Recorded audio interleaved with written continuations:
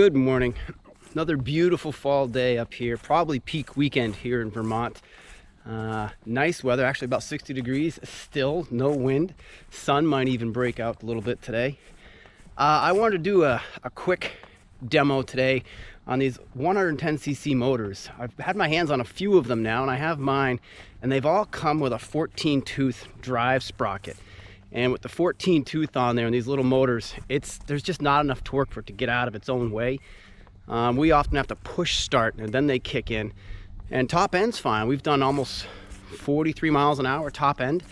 But when you're riding around on the lawn, there's just no way it can get out of its own way. So one thing we did is we swapped out the 14 tooth to a 12 tooth, and that helped. And then ultimately a 10 tooth was the smallest that we could get on these little 110cc motors. So I'm going to show you how to do that, because it's like a $10 part and you'll do it in probably 30 minutes and take your top end from 43 down to the low 20s, but you get the torque that makes it able to do what you've seen us doing here, riding around the woods and actually be able to move on a lawn, not just pavement. So we'll take a look at that. I'll show you how it's done. It's easy.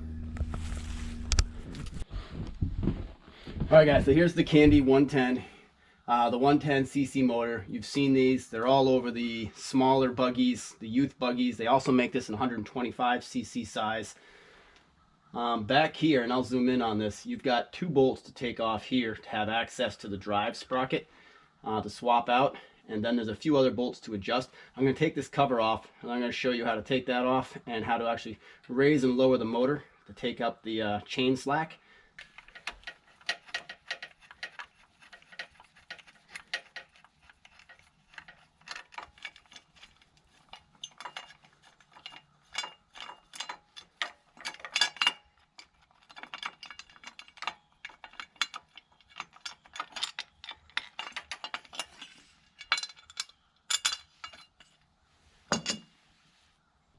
So there you have it, underneath the cover. In this case, it's for a 420 size chain. This is a 10 tooth sprocket, and I say it's as small as can go, and maybe you could go a little bit smaller.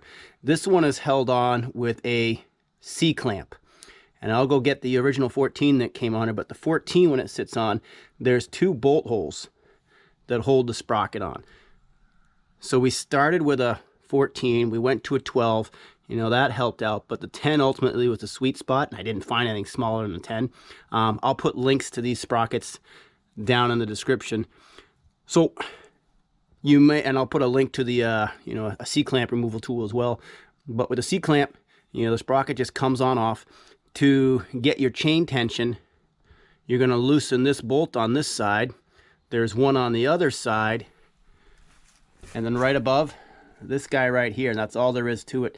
This one, and there is a bolt on the bottom so you can pinch so this doesn't bounce up and down, but you end up loosening underneath and then using this guy, and that will raise and lower the whole motor on these slides so you can get your tension right on the chain. And again, that was a big difference. Really, it made the cart usable. The other thing to pay attention to when you raise and lower the motor is the tension on your cables here. These are your cables on this motor. This has forward, neutral, and reverse through a shifter under that glove up front. And you may have to adjust the play in these cables, and you can do that just by adjusting these nuts forward and backward to make it loose or tighter. And I highly recommend doing this one on these little motors. That makes it just so much more usable. I'll also show you, we did a few other things to the motor here over the year or so that we've been playing with this. Stock, the crankcase breather hose, this hose actually ran up and was combined with the air filter originally, and it was all kind of busted up when we got it. So we did get this just vent right here off of Amazon, pop that on there on the original hose. That's just crankcase breather. Frankly, that hose could just dangle down and be fine. And we have swapped the carb out. The original carb wasn't able to get it not to bog in the mid-range. This one runs great, runs fine. I'm not convinced there isn't more power in here that I'm not getting. the throttle body on this carb, you know, that's not much thicker, you know, than my thumb there. The original was a thicker carb. Actually, I have one to try and put on here, so I've got a brand new one I should try and swap on and see if that changes the performance, because it's just a small throttle body. No change to the, you know, diameter of the intake, and we just put this extra filter on. Here are the sprockets I was just talking about. So here's the, there we go, 420 12 tooth, and you see it has 2 screws, so it just kind of slips on, locks, screws go in, and you get kind of a locking washer. So that was the 12. So we did go down to that one. The original was this 14, and it wasn't marked, had to figure out it was a 420.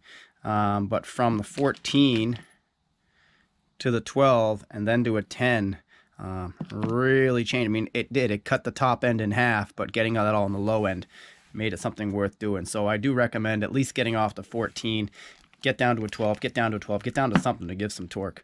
But yeah, worth doing.